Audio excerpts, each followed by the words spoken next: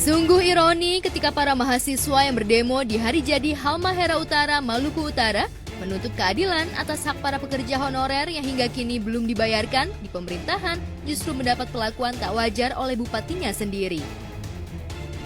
Sekelompok mahasiswa itu tiba-tiba berhamburan saat Bupati Halmahera Utara Frans Menery tiba-tiba menghalau para mahasiswa yang tengah berdemo dengan senjata tajam di tangannya.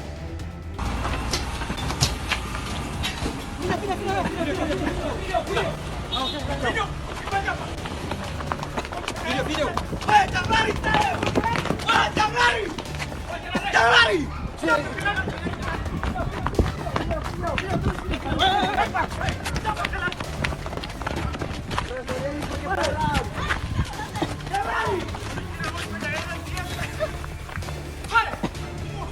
Ayo, bagus.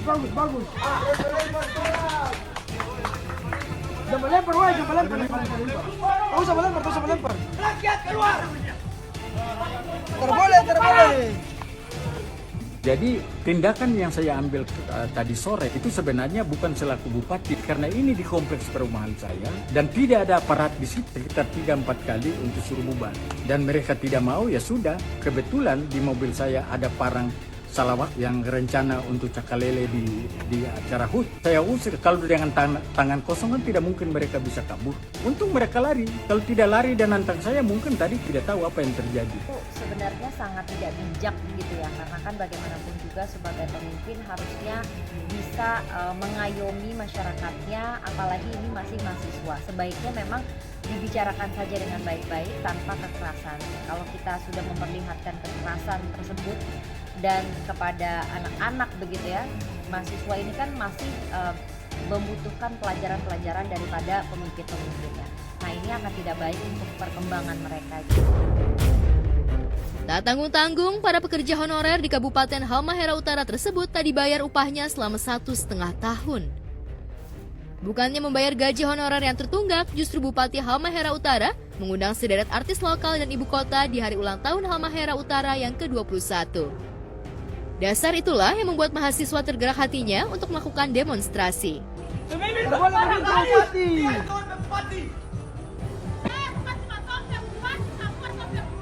Terboleh pakai tindakan begitu terhadap bupati. Terboleh rasanya pakai parang Pak Bupati, tidak bisa begitu. Aduh, ini bagaimana ini tuh yang sampaikan aspirasi mau pakai parang.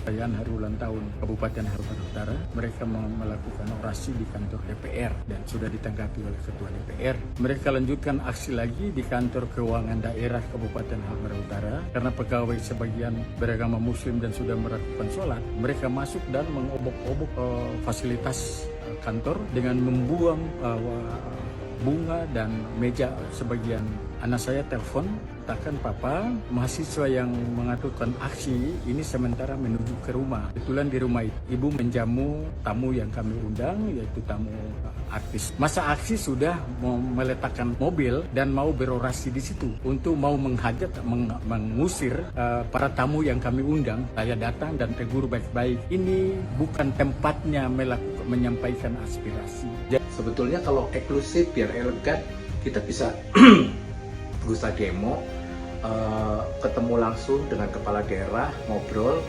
secara eksklusif ya. Nggak usah pakai demo-demo, bisa diselesaikan dengan secara baik-baik kayak gitu. Kalau memang misalkan kok nggak bisa selesai ya, Indonesia kan sistemnya apa, viralin kayak gitu. Mungkin lebih direspon daripada yang harus pakai parang, takutnya nanti mengenai orang lain berbahaya.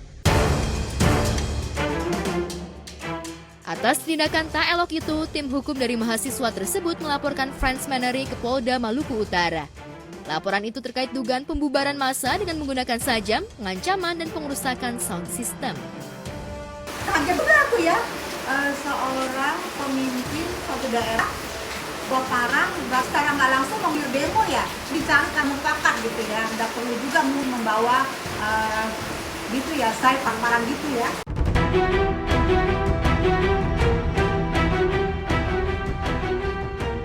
Aksi ugal-ugalan di jalan raya terjadi di Surabaya. Seorang pengemudi mobil tiba-tiba mengancungkan senjata tajam kepada pengemudi lain di jalanan. Dalam narasi, pengemudi koboi itu juga cukup membahayakan pengguna jalan lain apabila saat itu kondisi lalu lintas terbilang cukup padat. Tak hanya mengeluarkan sajam, pria itu juga mengancam.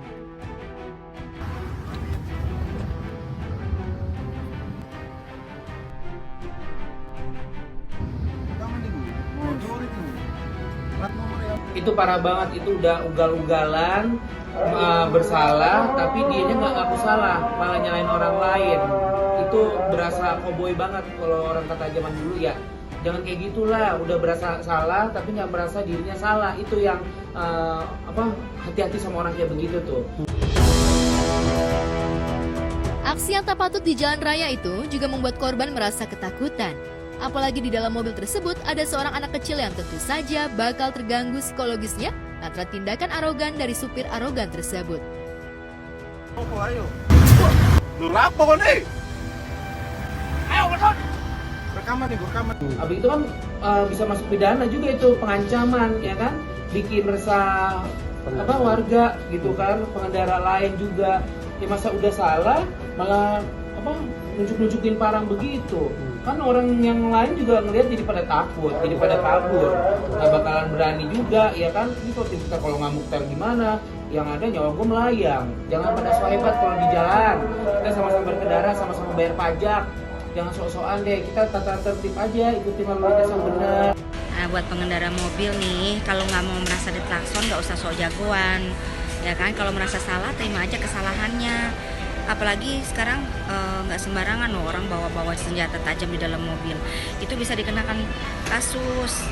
Nanti giliran dibawa ke kantor polisi minta maaf. Udah deh nggak usah sok jagoan. Kalau mau merasa salah berkendara, yang bijak aja ya kan. Nggak usah kayak jagoan zaman sekarang.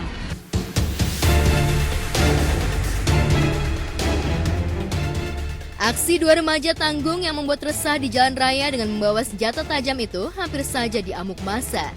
Kejadian bermula ketika keduanya terjatuh persis di tengah kerumunan warga.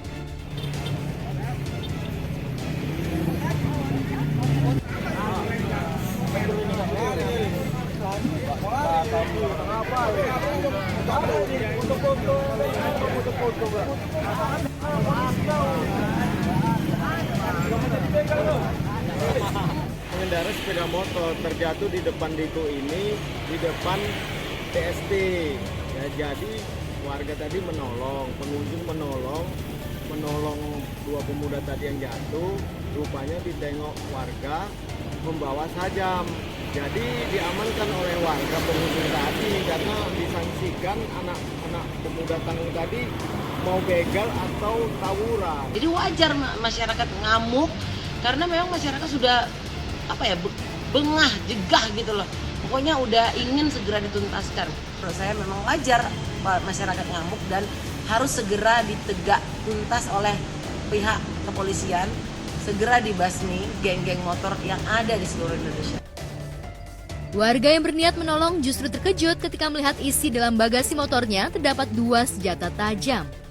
Karena diduga sebagai geng motor atau hendak melakukan tawuran, 2 remaja itu pun ditahan oleh massa yang berkumpul di tepi jalan hingga menyebabkan kemacetan.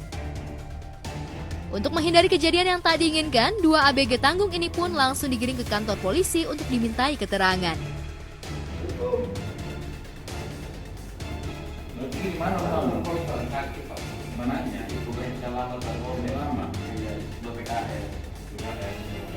Nah, ternyata sajam itu untuk memotong es batu. Jadi setelah itu warga menghubungi pihak polsek turun ke lapangan ke TKP, kita bawa ke kantor. Jadi hasil pemeriksaan bahwasanya memang mereka mengaku disuruh pakciknya untuk mengambil diduga sajam, tapi itu hanya pemotong untuk es batu.